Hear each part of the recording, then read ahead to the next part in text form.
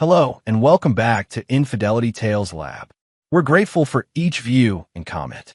Tell us, from which country or city are you watching today? We enjoy connecting with our global audience. Now, let's dive into today's story. Chapter 1. Beneath the Surface. Russell Morgan stood at the window of his Manhattan penthouse, watching rain streak down the glass while nursing a glass of bourbon.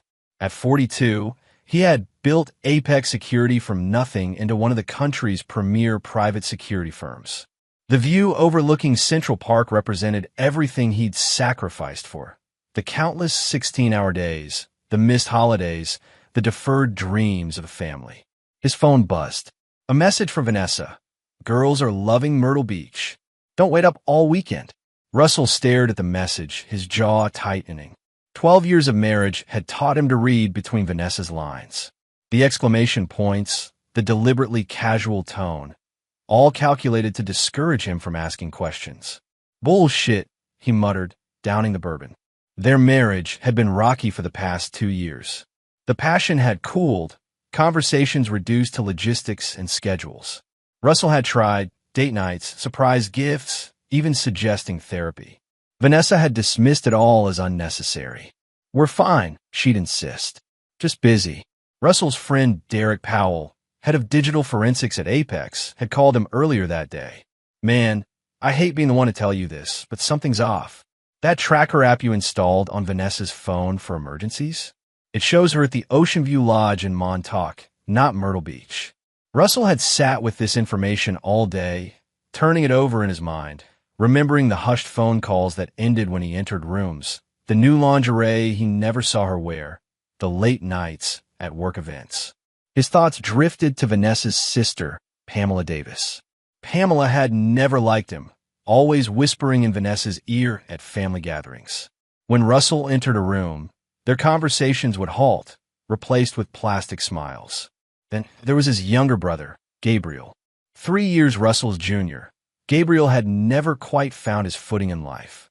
A series of failed ventures and relationships had left him dependent on Russell's generosity. Russell had secured him a position at Apex, against his better judgment. Gabriel had the Morgan looks, the same strong jaw and penetrating blue eyes, but none of Russell's drive or discipline. Russell's phone rang again.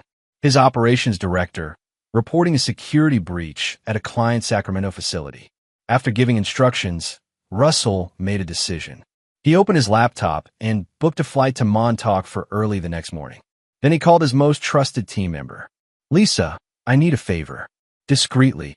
Lisa Wilson had been with him since the beginning, a former intelligence operative who handled Apex's most sensitive cases. What do you need, boss? Her voice was calm, professional. I need surveillance on my wife at Ocean View Lodge in Montauk. Audio if possible. There was a pause. Consider done. I'll have equipment ready for your pickup in an hour. A knock at his door came precisely 60 minutes later. Lisa handed him an unmarked bag. 2 types of bugs, a directional microphone, and a tracker. The access codes are in the envelope. Are you sure about this? Russell nodded grimly. Some things you need to hear for yourself. That night, Russell barely slept. He thought about the life he'd built, the trust he'd placed in Vanessa. By dawn, his decision was made.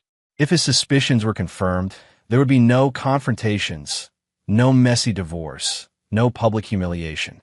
Russell Morgan would simply cease to exist, at least to those who had betrayed him. And then, when the time was right, they would learn exactly what it meant to cross him. Chapter 2. The Revelation. The storm had intensified by the time Russell reached Montauk, rain hammering against his rental car. Ocean View Lodge sat perched on a cliff overlooking the Atlantic, waves crashing violently against the rocks below.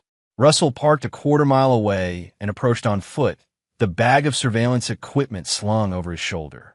Years of security work had taught him how to move unnoticed.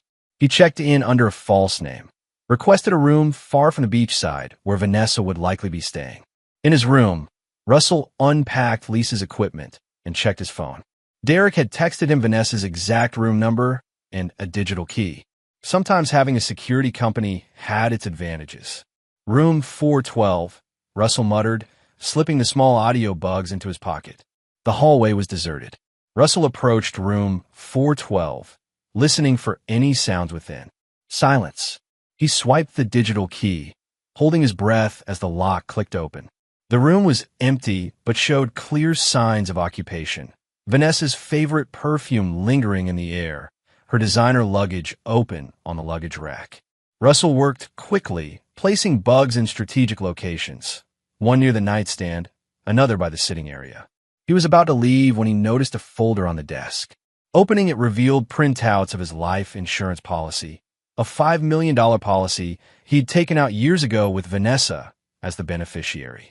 Next to it lay another document, a draft amendment to his will that he'd never signed, increasing Vanessa's share of his estate. The amendment was dated 3 months ago, with his forged signature at the bottom. His blood ran cold. Russell photographed everything with his phone, replaced the documents exactly as he'd found them, and slipped out.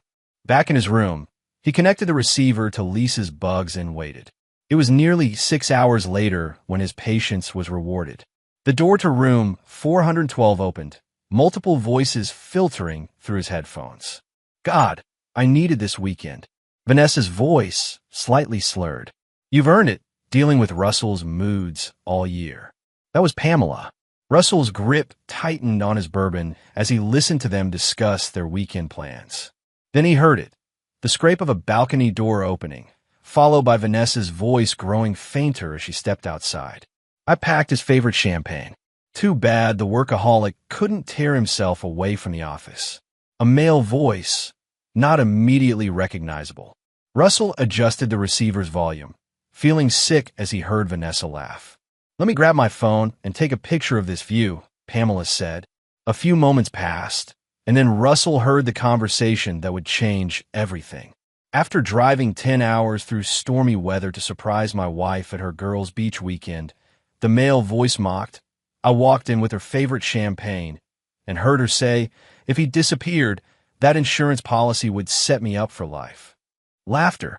Then Vanessa's voice. That's not exactly what I said. I said that when Russell drops dead from working himself to the ground, at least I'll be comfortable. Same difference, Pamela replied. Honestly, sis, you've put up with his controlling ways for too long. Remember how he insisted on those tracking apps for safety? Well, good thing we know how to work around those, Vanessa said smugly. The proxy server Derek helped me set up works perfectly. Derek? Russell felt like he'd been punched. His friend, an employee, was helping Vanessa deceive him. I still think you should just divorce him, said Pamela. Take half now and be done.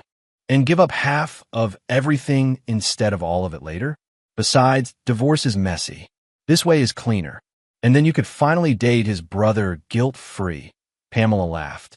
Russell felt the room spin. Gabriel? His own brother? Gabe's been after me for years, Vanessa confirmed, her voice dropping lower. He's got all of Russell's looks, but none of his intensity. Plus, the chemistry is off the charts. Is he here this weekend? Pamela asked. No, too obvious. He's covering for me at the charity gala tomorrow. Russell thinks I'm flying back for it. Gabriel will make my excuses. Russell sat motionless as the conversation shifted to dinner plans. His mind processed everything methodically, like assessing a security threat. His wife was having an affair with his brother. His friend was helping them deceive him. And they were discussing his death as a financial windfall. In that moment, Russell Morgan made a decision. He would disappear, not in the way they wanted, with a convenient accident and a tidy insurance payout, but on his terms. And when he returned, they would all pay for their betrayal. He packed his equipment, erasing all traces of his presence. On his way out, he left the bottle of Dom Perignon he'd brought, Vanessa's favorite, outside room 412 with no note. By morning, he was on a flight to Argentina, a country with no extradition treaty with the United States and where Apex had recently established operations. A perfect place to vanish and to plan his revenge. Chapter 3. Rebirth in Buenos Aires. Buenos Aires embraced Russell with its chaotic energy and faded elegance. He had chosen the city carefully. Apex's South American headquarters provided resources, and the sprawling metropolis offered anonymity. Russell checked into a modest apartment in Palermo under the name Richard Miller, an identity he had prepared years ago for contingencies. The apartment was secure but unremarkable, perfect for a man who needed to disappear. On his third day, Russell contacted Mateo Suarez, Apex's regional director. Mateo was Russell's most trusted international operative, a former Argentine intelligence officer who owed Russell his life after a botched mission in Venezuela. They met in a quiet cafe in San Telmo. Mateo arrived precisely on time, his observant eyes scanning the room before approaching Russell's corner table. "I expected to see you at the regional conference next month," Mateo said, sitting down. "Not like this." "Plans change," Russell replied. "What I'm about to tell you stays between us." Mateo nodded, his expression serious. Over the next hour, Russell outlined what had happened and what he needed: secure communications, financial resources off the grid, and complete secrecy about his presence in Argentina. "You saved my life in Caracas," Mateo said finally. "Whatever you need. I need to be presumed missing, possibly dead. No one at Apex can know I'm here, especially Derek Powell." "Derek? Your digital security chief. He's compromised. Working with my wife." Mateo's eyes hardened. "I understand. What's your plan?" "First, I need information. Everything happening at home. Company operations, my wife's activities, my brother's movements. I need to know who's loyal, who's involved in this conspiracy. And then," Russell's expression turned cold, "then I dismantle their lives piece by piece." Over the next 2 weeks, Russell established his new routine. Mornings spent at a local gym rebuilding his physique, afternoons planning with Mateo, evenings learning Spanish and studying law, both Argentine and American. He grew a short beard and dyed his hair darker, adopting the local fashion to further disguise himself. Mateo brought daily reports.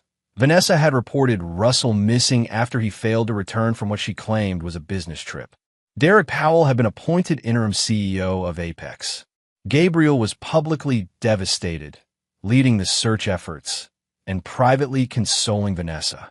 Russell tracked financial movements. Vanessa attempting to access his accounts. Gabriel promoting allies within Apex. Derek securing the company's systems, presumably to hide evidence of his involvement. On the 14th day, Mateo arrived with a troubled expression. "Your brother called the Argentine authorities today," he reported. "He's flying here tomorrow to search for you in our Buenos Aires office. He suspects I'm here. I don't think so. He's visiting all international offices. For show, most likely." Russell nodded slowly. "Perfect timing. It's time we accelerate the plan." That evening, Russell used a secure line to call Gabriel's personal cell, a number not associated with his disappearance. It took 3 rings before his brother answered. "Hello." Gabriel's voice was cautious. "Hello, Gabriel." Russell kept his voice even. The silence stretched for several seconds before Gabriel's breath caught audibly. "Russell." His voice cracked. "Oh my God, Russell. Is that you? Where are you?" "Everyone's been." "Save it." Russell cut him off. "I heard everything at the Ocean View Lodge." "Everything, Gabriel." Another silence, longer this time. When Gabriel spoke again, his voice was trembling. "Russ, I can explain." "No need. I saw the insurance policy printouts. I heard Vanessa and Pamela discussing my convenient disappearance. I know about you and Vanessa." "It's not," Gabriel began, then stopped. "We thought you were dead," he whispered. "Disappointed?" Russell asked coldly. Gabriel began to cry. "Please, Russ. Come home. We can fix this." "Fix what exactly? My marriage to a woman plotting my death? My relationship with a brother who betrayed me? My company in the hands of people I can't trust?" "The police are investigating your disappearance," Gabriel said desperately. "Vanessa is beside herself." "I'm sure she is," Russell interrupted. "Wondering where the body is. How long until she can claim the insurance?" "What do you want?" Gabriel asked finally. "I want you to know that I'm watching. Everything you do, everything Vanessa does, every move Derek makes at my company. And when the time is right, you'll all understand exactly what you've done." "Are you threatening us?" Gabriel's voice hardened slightly. "I'm promising you consequences," Russell replied. "But first, I have a question. Was it your idea or hers?" The long pause told Russell everything. "Hers," Gabriel finally admitted. "But I went along with it. I've always been in your shadow, Russ. Always the screw-up, always the disappointment. And she was so unhappy. Spare me, Russell said. You have one chance, Gabriel. One chance to prove you're not completely worthless. Come to Buenos Aires tomorrow as planned. Come alone to the Plaza San Martin at noon. If anyone else knows about this call or meeting, I'll vanish permanently. I'll be there, Gabriel promised quickly. Russell, I'm so sorry. Russell hung up, staring out at the Buenos Aires skyline. Phase 1 of his plan was in motion. Gabriel had always been weak, easily manipulated. He would be the perfect, unwitting accomplice in what was to come. His phone buzzed with a message from Mateo. Confirmed. Why filed for access to accounts today? Powell leading private investigation alongside police. Russell smiled grimly. Let them search. By the time they realized what was happening, it would be far too late. Chapter 4. Pawns and Players. The Plaza San Martin hummed with activity. Business people hurrying through their lunch breaks. Tourists snapping photos of the monument. Street vendors hawking their wares. Russell observed it all from a cafe across the street. Baseball cap pulled low, sunglasses hiding his eyes. Mateo sat at a table near the plaza entrance, positioned to intercept Gabriel if he wasn't alone. Russell's burner phone vibrated. Subject arrived. Alone as instructed. Appears nervous. Russell watched his brother enter the plaza. Gabriel looked haggard, with dark circles under his eyes and wrinkled clothes that suggested a hasty packing job. He paced anxiously near the central monument, checking his watch repeatedly. Russell waited 30 minutes, letting Gabriel sweat. Then he sent a text. Northeast corner. Blue door. Knock twice. From his vantage point, Russell watched Gabriel practically run to the location. A small, unmarked door leading to a private club Mateo had arranged. Gabriel knocked twice, was admitted, and disappeared inside. Russell finished his coffee, paid, and walked unhurriedly to a different entrance of the same building. Inside, Gabriel waited in a sparsely furnished room, jumping to his feet when Russell entered. Russ, he began, moving forward as if to embrace his brother. Russell held up a hand, stopping him cold. Sit down. Gabriel sank back into his chair, his expression a mixture of relief and fear. Everyone thinks you're dead. Not everyone, Russell corrected him. You don't. Vanessa doesn't either, does she? Gabriel looked away. She's terrified.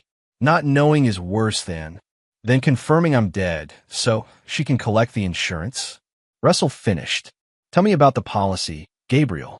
When did she first bring it up? Gabriel swallowed hard. About 8 months ago. She was joking at first, or I thought she was. Said you worked so hard you'd probably have a heart attack and leave her a wealthy widow. And when did the jokes become a plan? I don't know exactly, Gabriel said, his voice barely audible. It just evolved. She was unhappy. Said you were cold, distant, that the marriage was dead already. And you comforted her, Russell said flatly. Gabriel's face flushed. It wasn't like that at first. She would cry, talk about how lonely she was. I was just being a good brother-in-law. A good brother-in-law, Russell repeated. Is that what you call sleeping with your brother's wife? That only happened 3 months ago, Gabriel protested weakly. After she said your marriage was over in all but name. And Derek? How'd he get involved? Derek owes me money, Gabriel admitted. Big gambling debts. I helped him cover it with company funds, off the books. When Vanessa needed technical help managing her whereabouts, I brought him in. Russell absorbed this information, each revelation another knife in his back. Here's what happens now. You're going to help me, Gabriel. Not because you want to make amends, but because the alternative will destroy you. What do you want me to do? You'll return home and report that your search was unsuccessful. You'll tell no one about seeing me. You'll continue your relationship with Vanessa. What? Gabriel looked stunned. You'll continue as before, Russell repeated coldly. But you'll report everything to me. Every conversation, every plan, every move she and Derek make. You'll be my eyes and ears. She'll notice something's different, Gabriel argued. She's perceptive. Not as perceptive as she thinks, Russell said. You managed to hide your gambling problem from her, didn't you? Gabriel looked startled. How did you? I know everything about you, Gabriel. The underground poker games, the sports betting, The loans from people who don't give extensions. Did you think I wouldn't have security on my own brother? That was your first mistake. And if I refused to help you? Gabriel asked, a hint of defiance creeping into his voice. Russell placed a thick folder on the table between them. Then the FBI receives evidence of your embezzlement from Apex. The IRS gets documentation of your unreported gambling winnings. And Vanessa learns about your ongoing relationship with Meredith Collins. Gabriel's face paled. Meredith? But that ended. 2 weeks ago, when you called her from your hotel in Chicago and ended things because things were heating up with Vanessa. Yes, I know about that too. Gabriel's shoulders slumped in defeat. You've always been 3 steps ahead, haven't you? No, Russell corrected him. I just prepare for betrayal. I didn't expect it from my own brother, but here we are. For the next hour, Russell outlined Gabriel's role in his plan. Gabriel would return with a renewed focus on the search for Russell, playing the devoted, grieving brother. He would encourage Vanessa's attempts to access Russell's finances. He would subtly redirect Derek's private investigation. And most importantly, he would report everything back to Russell through secure channels Mateo would establish. What are you planning to do? Gabriel asked as their meeting concluded. Russell smiled thinly. Justice, Gabriel. Nothing more or less than each of you deserves. After Gabriel left, Mateo entered the room. He'll betray you again, he warned. I'm counting on it, Russell replied. But not before he serves his purpose. That night, in his apartment, Russell updated his strategic plan. Phase 1, establishing his disappearance and securing Gabriel as an asset, was complete. Phase 2 would target the financial foundations of those who had betrayed him. And Phase 3 would bring everything crashing down around them. Russell pulled up the Apex security system on his tablet. Access Derek thought he had revoked, but that Russell had secretly preserved. He watched live footage of Vanessa entering his home office, searching desperately through his papers. Look all you want, he murmured. You won't find what you're looking for. The cornerstone of Russell's fortune wasn't Apex or the insurance policy Vanessa coveted. It was a set of cryptocurrency accounts and offshore holdings that no one knew about. His ultimate contingency plan, now his greatest weapon. Russell turned to his computer and began typing. By morning, the first financial dominoes would begin to fall. Chapter 5, The Spider's Web. 3 months into his self-imposed exile, Russell had transformed both physically and mentally. His body was leaner, harder from daily training with a former Olympic boxer Mateo had introduced him to. His Spanish was fluent enough to pass for a native in casual conversation. Most importantly, his plan was advancing perfectly. In his apartment, now a command center with multiple screens monitoring events back home, Russell reviewed the latest intelligence from Gabriel. Vanessa hired Phillips and Morrow to challenge the insurance company's refusal to pay without proof of death. Derek accessing old server archives, looking for something specific. Russell smiled coldly. The insurance company's reluctance was his doing. Anonymous tips suggesting foul play had made them wary of paying the claim. As for Derek's search, Russell knew exactly what he was looking for. Evidence of the offshore accounts Russell had mentioned once, years ago, during a drunken celebration of Apex's first major government contract. Those accounts existed, but not where Derek was looking. The real fortune was hidden behind layers of shell companies and digital wallets that only Russell could access. Russell's phone chimed, a secure messaging app showing a communication from Lisa Wilson. Confirmed. Powell meeting with Vanessa tomorrow at the Archer Hotel, not company offices. Private dining room reserved. Lisa had emerged as Russell's most loyal ally. After receiving a cryptic message from him 2 months after his disappearance, the Falcon hunts at midnight, their old code for extreme circumstances, she had understood he was alive and operating covertly. Since then, she had become his most valuable source inside Apex, feeding him information that even Gabriel couldn't access. Russell turned to his laptop and opened a secure connection to Apex's servers. Using credentials that Derek didn't know existed, he accessed the company's financial system. Time to advance to the next stage. Over the next 4 hours, Russell executed a series of transactions, subtle manipulations of Apex's accounting system that would initially go unnoticed but would eventually raise serious questions about Derek's management. He transferred small amounts from operational accounts to client escrow accounts, adjusted timestamps on transactions, and planted digital breadcrumbs suggesting unauthorized access from Derek's home IP address. Next, Russell accessed Vanessa's personal email through a backdoor he'd installed years ago, ostensibly for emergency access, but perfect for his current needs. He spent an hour reading through her correspondence with Gabriel, with her sister Pamela, with their lawyer. One email exchange with Pamela caught his attention. "I'm worried about Gabriel. He's been acting strange since Argentina. Jumpy, checking his phone constantly. Do you think he knows something?" Pamela's reply: "He's always been the weak link. If he becomes a problem, we may need to adjust the plan." Russell forwarded this exchange to Gabriel with a single question: "Still think she loves you?" At midnight, Russell initiated the most crucial phase of his financial strategy. Using anonymous access points and cryptocurrency exchanges, he began systematically dismantling Vanessa's hidden financial safety net. Accounts she thought he knew nothing about, including an inheritance from her grandmother that she'd concealed during their marriage. By dawn, Russell had transferred nearly $2 million from Vanessa's secret accounts to untraceable cryptocurrency wallets. She wouldn't notice immediately. The accounts were designed for long-term holding, but when she did, the blow would be devastating. Russell leaned back, rubbing his tired eyes. His phone buzzed with a message from Gabriel. "She doesn't suspect anything. Meeting Derek tomorrow as planned." "What should I do?" Russell typed his response: "Nothing. Watch and report. The next move is mine." The following day, Russell activated a small camera Lisa had placed in the private dining room at the Archer Hotel. The video quality was poor, but the audio came through clearly as Vanessa and Derek took their seats. "The insurance company won't budge," Vanessa said, frustration evident in her voice. "They're talking about 7 years before declaring him legally dead without a body." "We have a bigger problem," Derek replied, his voice low. "Someone's been in the system." "What do you mean?" "The security logs show access to financial records, but the user credentials are masked. And I found irregularities in some of the accounting." "Could it be the auditors?" Vanessa asked. "No, this is someone who knows our systems intimately. Someone with advanced access." A long pause. "You don't think?" "Russell, I don't know," Derek admitted.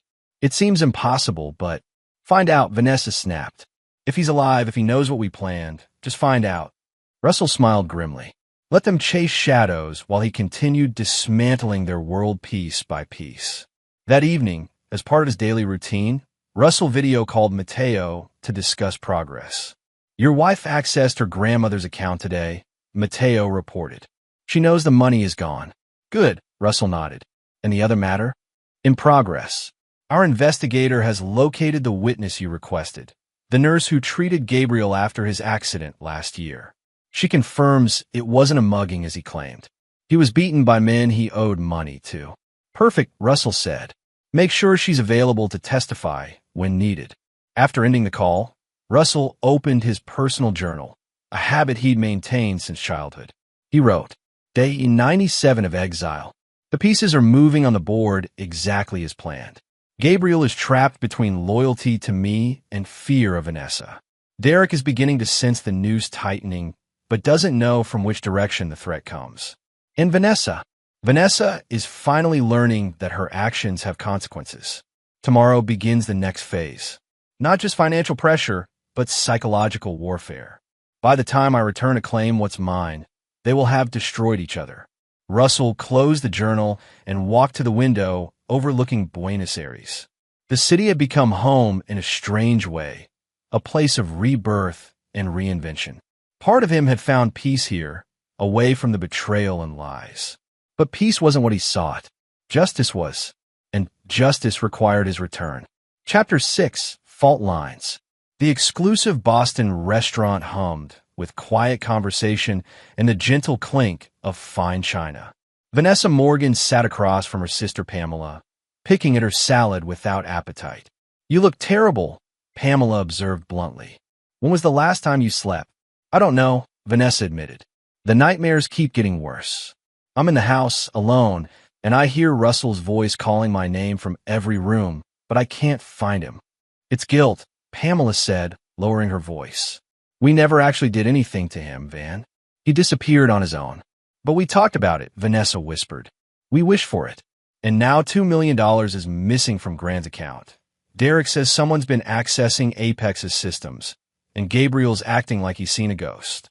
Speaking of Gabriel, Pamela set down her fork. Have you noticed anything strange lately? Beyond the usual Gabriel strangeness. Vanessa hesitated. He's distant, cancels plans at the last minute, and sometimes I catch him staring at his phone with this look of absolute terror. You don't think he had anything to do with Russell's disappearance, do you? Gabriel. Vanessa laughed hollowly. He can barely organize his sock drawer, let alone a complex disappearance. Then what's he hiding? I don't know, Vanessa admitted, but I intend to find out. Meanwhile, across town, Gabriel Morgan sat in Derek Powell's office at Apex headquarters, both men looking haggard and tense. The board is asking questions I can't answer, Derek said, sliding a financial report across the desk. These discrepancies shouldn't be possible with our security protocols. Could it be a hacker? Gabriel suggested, knowing full well the source of the anomalies. Not just any hacker, Derek rubbed his bloodshot eyes. The system logs show access patterns that match Russell's exactly. The way he navigates between screens, the keyboard shortcuts he uses. It's like his digital fingerprint. Gabriel felt cold sweat forming on his back. That's impossible. Russell is missing, Derek interrupted sharply. Not confirmed dead. And I'm starting to think he's very much alive and systematically targeting us. Why would he target Apex? The company is his life's work. Not Apex, Derek clarified. Specifically, the financial irregularities all point to transactions I've authorized. Client complaints are being filed about projects I'm managing. It's surgical, Gabriel. Like someone's building a case against me specifically. Gabriel's phone buzzed in his pocket. Another message from Russell, no doubt. The fifth today, each one increasing the pressure, demanding more information, more betrayal. What about Vanessa? Gabriel asked, trying to keep his voice steady. Has she noticed anything unusual? Besides the missing millions from her grandmother's account? Derek raised an eyebrow. She's falling apart, Gabriel. Convinced Russell is haunting her somehow. That's ridiculous, Gabriel said automatically. Is it? Derek leaned forward. 3 separate times now. She's received emails that appear to come from Russell's account. But when she opens them, there's nothing there. Just blank messages with today's date. Gabriel felt sick. Russell hadn't mentioned this part of his plan. The security system at your house has been triggering alarms, Derek continued. Motion sensors activating in empty rooms. Cameras catching glimpses of what looks like a human figure. But when security responds, there's no one there. Technical glitches, Gabriel suggested weakly. Maybe, Derek conceded. But last week, Vanessa found Russell's wedding ring on her pillow. The same ring he never took off, that should have disappeared with him. Gabriel couldn't hide his shock. That's not possible. That's what I said, Derek agreed. Until she showed it to me. The inscription matches, Gabriel. It's his. Gabriel's phone buzzed again. He glanced down to see Russell's message. Tell Derek about Meredith Collins. Now, Gabriel took a deep breath. Derek, there's something you should know. Something about Meredith. Derek's expression changed instantly, hardening into something dangerous. What about my sister? She and we were involved. Until recently. Derek stood slowly, his hands flattening on the desk. You were sleeping with my sister? While pursuing Vanessa? While betraying your own brother? It wasn't like that, Gabriel protested. Meredith and I. Get out, Derek said quietly. Get out before I forget we're supposed to be on the same side. Gabriel fled the office, heart pounding. In the elevator, he frantically texted Russell. Why did you make me tell him that? He'll never trust me again. Russell's reply came immediately. Trust is a luxury none of you deserve. Meeting with Vanessa tonight. Record everything. That evening, in Vanessa and Russell's modernist mansion in Westchester, Gabriel sat across from Vanessa in the kitchen, watching her pour her 3rd glass of wine. I keep feeling like he's here, she said, glancing nervously around the room. watching us, judging us. He's not, Gabriel assured her, the recording app activated on his phone in his pocket. The security team swept the house again yesterday. No bugs, no cameras. Then how did his ring get on my pillow? Gabriel? How? Gabriel shook his head. I don't know. Maybe you put it there yourself. Subconsciously. Vanessa slammed her glass down. I'm not crazy. I didn't say you were, Gabriel soothed. But grief does strange things. Guilt, too. What do I have to feel guilty about? Vanessa demanded. He was cold, distant, married to his work. I was lonely, Gabriel. So lonely. I know, Gabriel said softly, reaching for her hand across the table. I know you were. Vanessa pulled her hand away.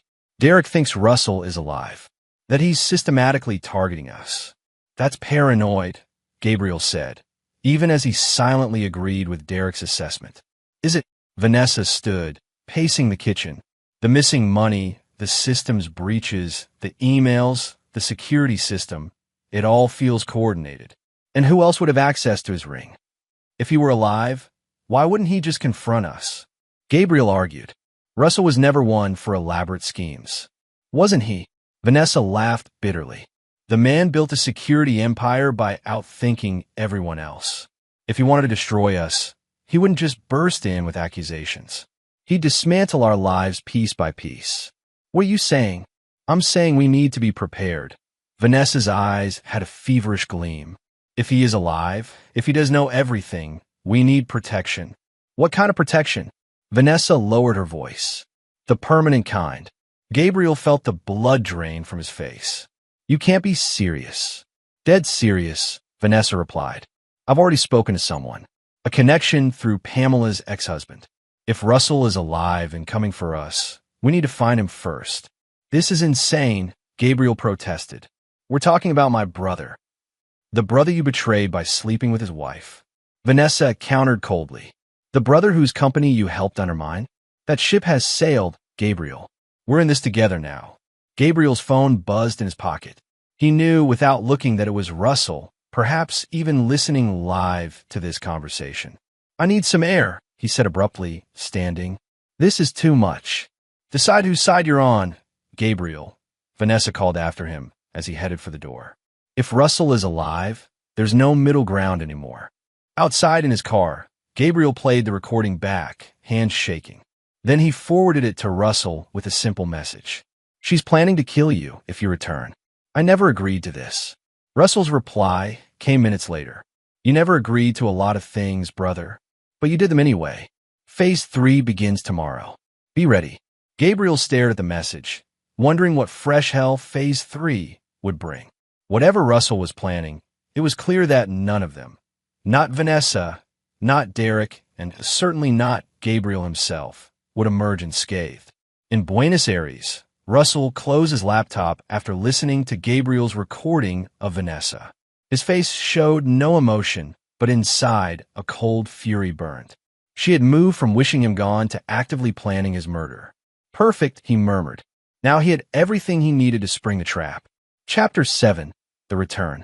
The private jet touched down at Teterboro Airport under the cover of a stormy October night, 6 months to the day since Russell Morgan had disappeared. He stood at the aircraft's window, watching rain lash the tarmac. His appearance notably changed. Leaner, harder, his once clean-shaven face now sporting a short, well-trimmed beard, his previously dark blonde hair now darker brown. Lisa Wilson waited in a black SUV on the tarmac, standing at attention despite the downpour. Welcome home, boss, she said as Russell approached, offering a rare smile.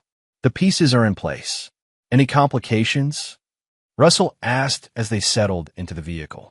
None unexpected, Lisa replied, pulling away from the aircraft. The documentation is prepared as requested. Warrant applications are ready for submission, and the board meeting is scheduled for 9 a.m. tomorrow. Gabriel, increasingly unstable. He's been missing appointments, drinking heavily. Derek Powell has effectively frozen him out of company operations. And my wife? Russell asked, his voice betraying no emotion. Scheduled to meet with her specialist tonight.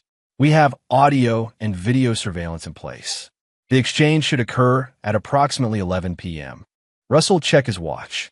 3 hours. Enough time to prepare. Take me to the safe house.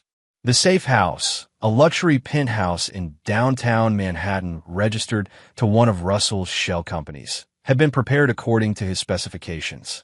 Multiple screens displayed live feeds. Apex headquarters, Russell's Westchester home, Derek Powell's apartment, Gabriel's townhouse, and various other locations.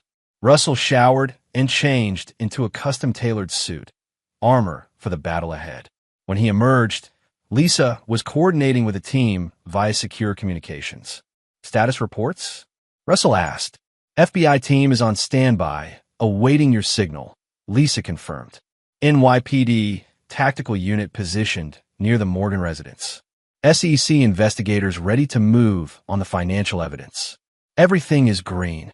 Russell nodded, studying the surveillance feeds. On one screen, Vanessa paced the living room of their Westchester home. Phone pressed her ear, gesturing animatedly. On another, Derek Powell sat in his Apex office, surrounded by financial reports, looking haggard. A third showed Gabriel in his townhouse, a glass of whiskey in hand, staring blankly at nothing. They've unraveled precisely as expected, Russell observed. The psychological pressure was effective, Lisa agreed. Derek hasn't slept more than 4 hours a night in weeks. Gabriel's gambling has escalated. He lost $80,000 last weekend. And Vanessa? Lisa hesitated. Go on.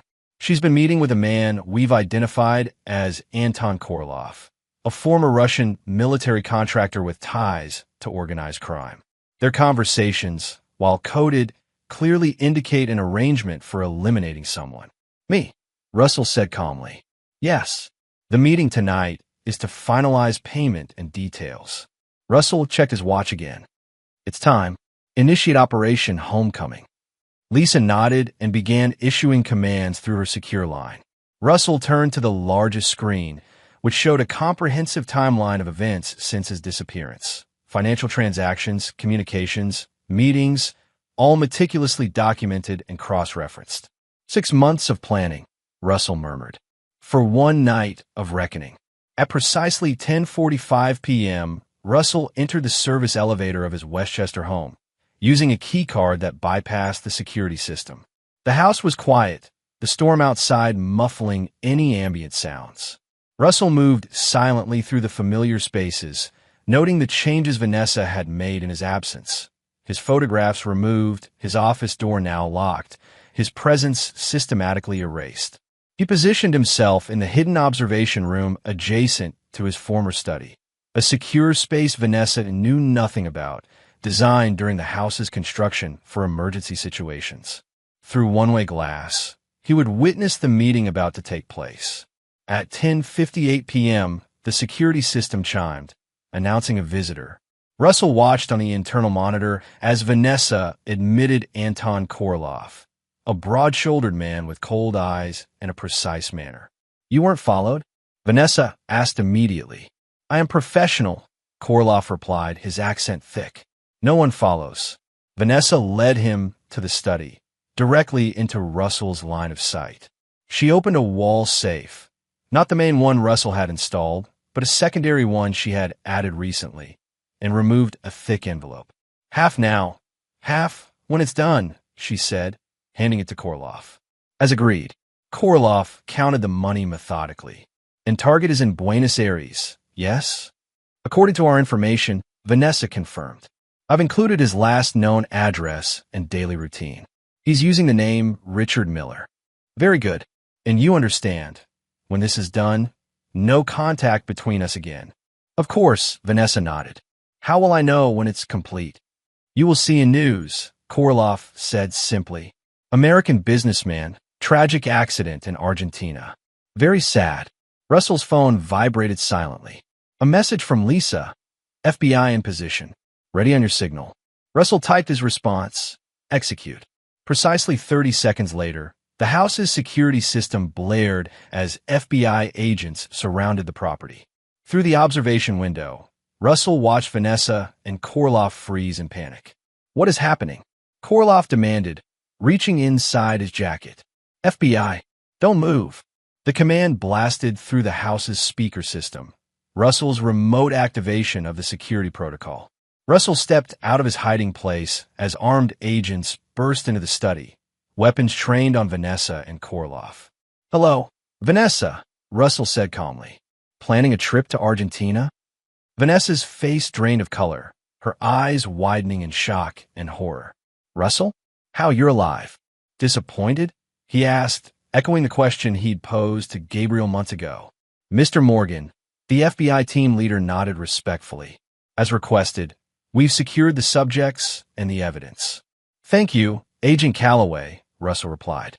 "I believe you'll find the envelope contains $250,000 in cash, along with documents detailing my supposed location in Argentina." As Vanessa and Korloff were handcuffed and read their rights, conspiracy to commit murder among the charges, Russell stood impassively, watching his wife's desperate attempts to catch his eye. "Russell, please," she begged. "This isn't what it looks like. I can explain everything." "Save it for your attorney," Russell replied coldly. "You'll need the practice." As Vanessa was led away, still pleading, Russell received another message from Lisa. "Powell in custody. SEC and cybercrime units executing warrant at his residence now. Gabriel waiting as instructed." Phase 1 of the night's operations was complete. Russell nodded to Agent Calloway and left the house without a backward glance. The next confrontation awaited. Chapter 8. The Judgment. Apex Security's boardroom sat atop the company's midtown skyscraper, its floor-to-ceiling windows offering a panoramic view of New York City at dawn. The empty chairs around the massive conference table awaited the emergency board meeting scheduled for 7 a.m., 2 hours earlier than originally planned, a last-minute change that had sent the company's director scrambling.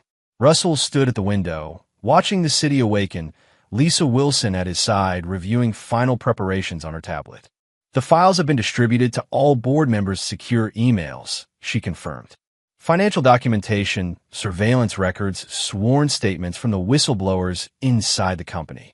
Everything they need to understand what happened in your absence. And the press. Embargoed statements ready to go at your signal. All major financial and business publications, plus the television networks. The story is positioned exactly as you specified. Missing CEO returns to uncover conspiracy." Russell nodded, satisfied. "Derek Powell's status? In federal custody.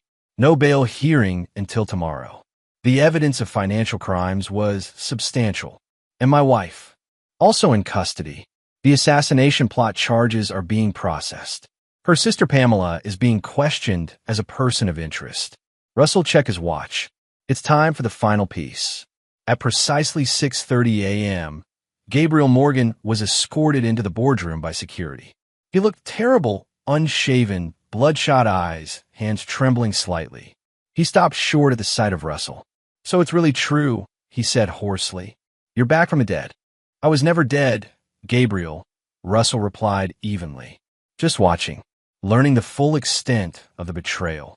Gabriel sank into the nearest chair. "Vanessa? Derek? Arrested, as you knew they would be. And me?" Gabriel asked, his voice barely above a whisper. "Is that why I'm here? For my arrest?" Russell studied his brother for a long moment. "That depends on you." He placed a folder on the table and slid it toward Gabriel. "Inside is evidence of your embezzlement from Apex. Your conspiracy with Derek to manipulate company records. Your relationship with Vanessa. Everything." Gabriel didn't touch the folder. "So I'm finished." "Not necessarily," Russell said. "You have a choice." "A choice?" Gabriel gave a hollow laugh. "What choice?" "Option 1. I hand this folder to the FBI agents waiting downstairs. You join Derek and Vanessa in federal custody, facing multiple felony charges. Your career, reputation, and freedom gone." Gabriel swallowed hard. "And option 2. You sign a full confession, naming Derek as the primary architect of the financial crimes. You resign from Apex immediately. You transfer all your company shares to a charity of my choosing. You leave New York tonight and never contact me, Vanessa, or anyone connected to Apex again." "Exile," Gabriel said flatly. "Freedom," Russell corrected. "More than you deserve, but I'm offering it nonetheless." "Why?" Gabriel asked, looking genuinely confused. "After what I did, Why offer me any way out? Russell's expression remained impassive. Because despite everything, you did one thing right. When Vanessa moved from wishing me gone to planning my murder, you drew a line. You warned me. I betrayed you with your wife, Gabriel whispered. I helped undermine your company. I lied to your face for months. And you're offering me a second chance because of one moment of conscience. No, Russell replied coldly. I'm offering you a way out because it serves my purposes.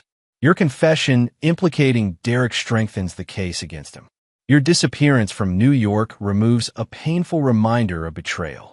This isn't mercy, Gabriel. It's calculation. Gabriel stared at the table for a long moment before looking up with tears in his eyes. I've spent my whole life in your shadow, Russ. Competing with you, resenting you, wanting what you had. And now I'd give anything to go back and undo it all. That's not an option, Russell said flatly. Choose, Gabriel. Prison or exile. Wordlessly, Gabriel opened the folder and signed the confession on the last page. I'll be gone by tonight, he said, standing. Will I ever see you again? No, Russell replied without hesitation. Gabriel nodded, accepting this finality. At the door, he paused and turned back. For what it's worth, Russ, I am sorry. So am I, Russell said quietly as the door closed behind his brother. Lisa, who had observed the exchange silently, approached. Are you sure about letting him go? After everything he did, he'll punish himself more effectively than any prison could, Russell replied.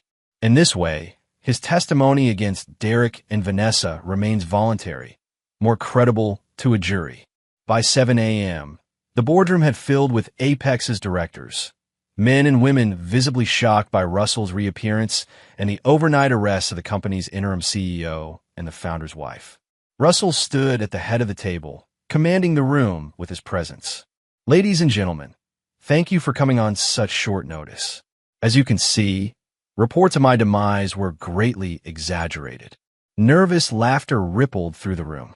You've all received files detailing the events of the past 6 months, the conspiracy to undermine Apex, the financial crimes committed by Derek Powell, and my own covert investigation conducted from Argentina.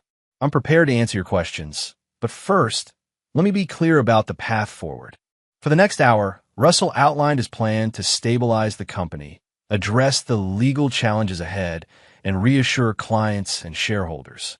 The board, initially stunned, quickly rallied behind him, their relief at his return overshadowing any concerns about his unorthodox methods. As the meeting concluded, the company's senior counsel approached Russell privately. The DA wants a statement from you regarding Mrs. Morgan and Mr. Powell, she said quietly. And there's the matter of personal considerations. My statement is prepared, Russell assured her. As for personal matters, I've already filed for divorce on grounds of conspiracy to commit murder. I don't anticipate complications. And the press? They're already gathering downstairs. I'll address them at noon, Russell said confidently. A simple statement. I discovered a plot against my life, went into hiding to gather evidence, and returned to ensure justice. No details about the personal betrayals. By midday, as promised, Russell stood before a forest of microphones in Apex's lobby, cameras flashing as he delivered his carefully crafted statement. He projected strength, calm, and control, a man who had faced betrayal and emerged victorious. What none of the reporters, board members, or employees could see was the hollow feeling behind Russell's triumph. He had won completely, had destroyed those who betrayed him, had reclaimed his company and his life. But the victory tasted of ashes. That evening, alone in the penthouse safe house, Russell watched news coverage of his spectacular return. The business channels praised his strategic genius. Crime reporters detailed the arrests of Vanessa, Derek, and the Russian hitman. Financial analysts predicted Apex's stock would soar when markets opened the next day. A perfect execution of a flawless plan. Everything Russell had intended, down to the last detail. So why did he feel nothing? His phone rang, Lisa Wilson, reporting that Gabriel had boarded a flight to Seattle, as instructed. Vanessa's lawyer had requested a meeting, which Russell had declined. Derek Powell was cooperating with authorities, providing evidence against Vanessa in exchange for leniency. All loose ends tied up, Lisa concluded. What's our next move? Russell stared out at the New York skyline, the city lights blurring in the darkness. I don't know, he admitted finally. For the first time in his life, Russell Morgan had no plan. Chapter 9. Aftermath. 1 year later, Russell stood on the observation deck of Torres del Paine National Park in Chilean Patagonia, the vast wilderness stretching before him, majestic and indifferent to human concerns. The wind whipped at his jacket as he gazed out at the granite peaks, their tops dusted with snow despite the summer season. Beautiful, isn't it? Asked the woman beside him. Worth the hike. Worth every step, Russell agreed, glancing at Dr. Sofia Navarro, renowned psychologist, recent companion, and the first person since his return who seemed to see beyond the legend of Russell Morgan, the CEO who faked his own death to catch conspirators. Are you going to tell me what's on your mind? Or should I guess? Sophia asked, her dark eyes studying him with professional interest and personal concern. Russell smiled faintly, just thinking about anniversaries. It's been exactly 1 year since the trial ended. The trial had been sensational, front-page news for weeks. Vanessa and Derek, facing charges ranging from conspiracy to financial fraud, had turned on each other almost immediately. Vanessa claimed Derek had manipulated her, playing on her unhappiness to draw her into a plot she never intended to execute. Derek insisted Vanessa had been the mastermind, using her emotional hold over him and Gabriel to undermine Apex and eliminate Russell. In the end, the evidence Russell had meticulously gathered spoke for itself. Vanessa received 12 years for conspiracy to commit murder and financial crimes. Derek got 8 years for fraud, embezzlement, and conspiracy. Pamela Davis, Vanessa's sister, received 3 years probation for her knowledge of the plot. Gabriel had disappeared into obscurity in the Pacific Northwest, his testimony delivered by deposition, his name fading from public memory. Do you regret how it ended? Sophia asked. It was a question she'd posed before in different ways during their 3 months together. No, Russell said, his voice firm. They made their choices. They faced the consequences. That's not what I meant, Sophia said gently. Do you regret winning so completely that there was nothing left afterward? Russell turned to face her, appreciating her directness. She never tiptoed around difficult subjects. One of the qualities that had drawn him to her when they met at a cybersecurity conference where she was speaking about the psychology of betrayal. I had a plan for the betrayal, Russell admitted. I had a plan for the revenge. I didn't have a plan for the aftermath. Thus the wandering. Sophia gestured to the wilderness around them. 6 months ago, you were running Apex, the most successful security firm in the country. Now you're hiking through Patagonia with a psychologist you barely know. I know you better than you think, Russell countered with a small smile. It was true. After the trial, after the media frenzy had died down, Russell had found himself increasingly restless. Apex was thriving under his leadership. The company had emerged from the scandal stronger than ever, its reputation for integrity ironically enhanced by Russell's dramatic exposure of internal corruption. But the victory felt hollow. The company boardroom, once his domain, now felt like a stage set. The Westchester house, purged of Vanessa's presence, remained empty. Russell couldn't bring himself to live there again. So he had done something unprecedented. He had stepped back, not retired, not resigned, but delegated, appointing Lisa Wilson as Chief Operating Officer, reducing his own role to strategic oversight, and giving himself the freedom to travel. For 6 months, he had wandered from Patagonia to Peru, from the Galapagos to Easter Island. Along the way, he had encountered Sofia Navarro 3 times, first at the conference, then at a remote lodge in the Amazon, and finally in Santiago, where coincidence had given way to intention. You're avoiding my question, Sophia observed, bringing him back to the present. About winning so completely that nothing was left. Russell sighed, looking back out at the mountains. When I was planning my revenge, I thought justice would bring closure. That once Vanessa, Derek, and Gabriel had paid for their betrayal, I could move forward. But I discovered that revenge is like salt water Russell said quietly. The more you drink, the thirstier you become. Sophia nodded, her expression thoughtful. So what now? More wandering? More mountains to climb? No, Russell said with sudden certainty. I think I'm done running. Running? Sophia raised an eyebrow. I thought you were the one who stayed and fought while everyone else tried to run. Different kind of running, Russell explained. Running from what comes after the fight. From rebuilding something new instead of avenging what was lost. They began walking back toward the trail, the wind at their backs now, pushing them forward. I received an offer yesterday, Russell said after a while, from the Justice Department. They want Apex to develop a new cybersecurity framework for protecting critical financial infrastructure. It will mean moving to Washington for a year, building a new team. Sounds like an opportunity, Sophia remarked. Are you going to take it? I'm considering it, Russell replied. It would mean creating something instead of just protecting what already exists. And what about personal rebuilding? Sophia asked carefully. You've barely mentioned that part of your life since we met. Russell stopped walking, turning to face her fully. I trusted completely once. It nearly destroyed me. And yet here you are, hiking with a woman you've known for 3 months, discussing your deepest thoughts, Sophia pointed out. That suggests some capacity for trust remains. Limited trust, Russell qualified. Professional respect. Is that all? Sophia challenged, meeting his gaze directly. Russell considered her question seriously. Sophia Navarro was unlike anyone he'd ever known. Brilliant, forthright, unimpressed by his wealth or reputation. Their conversations over the past months had challenged him intellectually and emotionally. She had never asked about his marriage or divorce, had never sensationalized his story, had treated him as a man rather than a legend. No, he admitted finally. That's not all. Sophia smiled. Good, because I've accepted a visiting professorship at Georgetown for the next academic year. Washington would put us in the same city. You accepted before knowing if I would take the Justice Department offer? Russell asked, surprised. I made my decision independently of yours, Sophia clarified. But I won't pretend I would be disappointed if our paths continue to cross. As they resumed walking, Russell felt something he hadn't experienced since before Vanessa's betrayal. Possibility. Not certainty, not control, but the potential for something unplanned and genuine.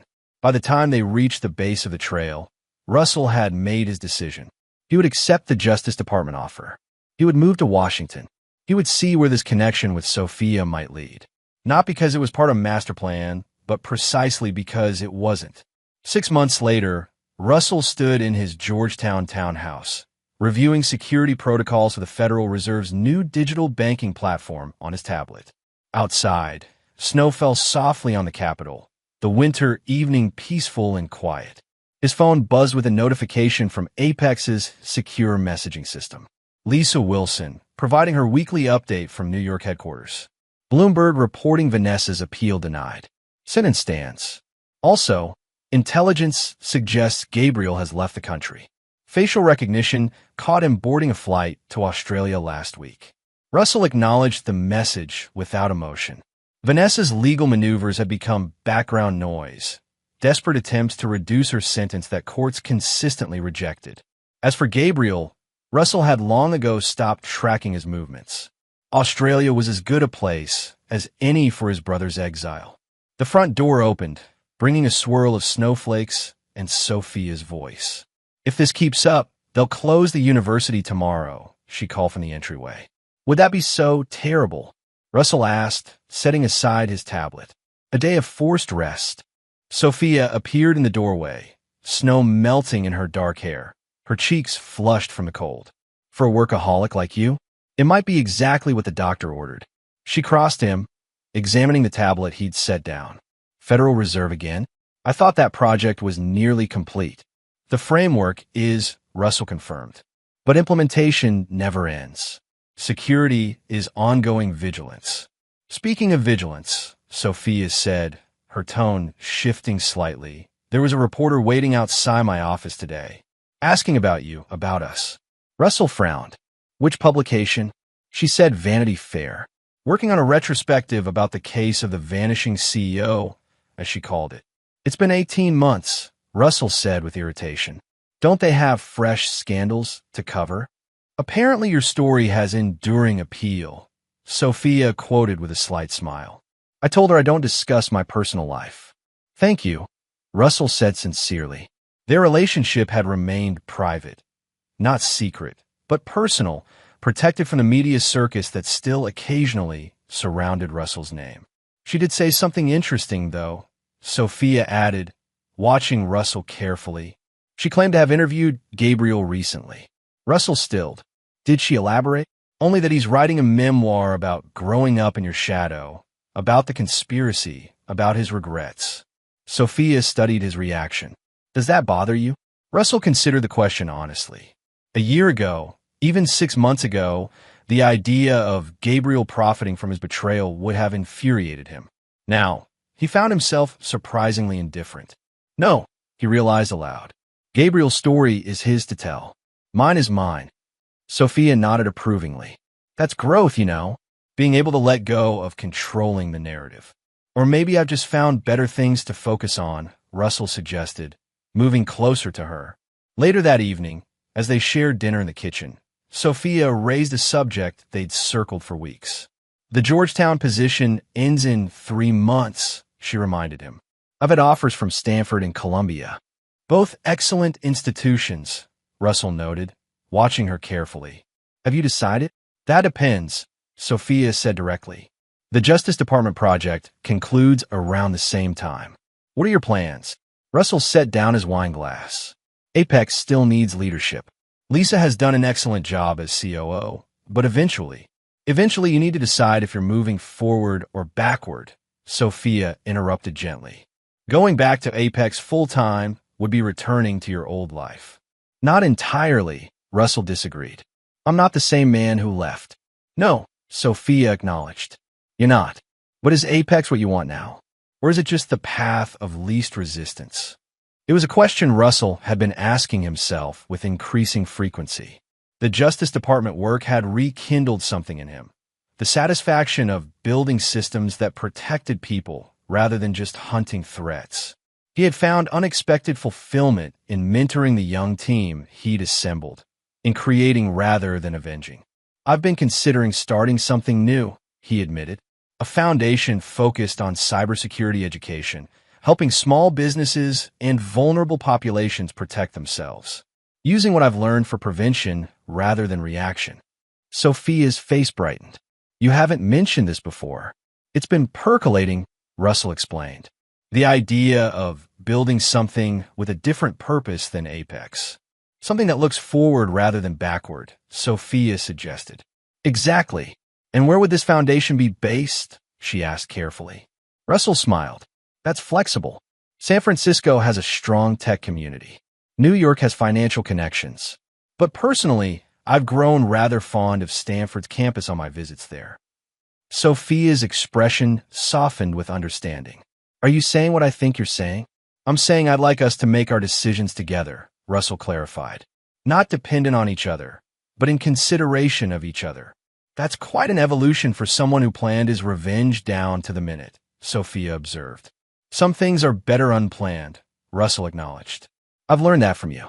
That night, as snowfall transformed Washington into a quiet wonderland, Russell Morgan, once defined by betrayal and revenge, found himself contemplating a future built on creation rather than destruction, on possibility rather than retribution. The man who had once disappeared to execute perfect vengeance had reemerged to discover that moving forward required letting go of control, of bitterness, of the past itself. Russell Morgan had vanished once by his own design. In that disappearance, he had found justice for betrayal.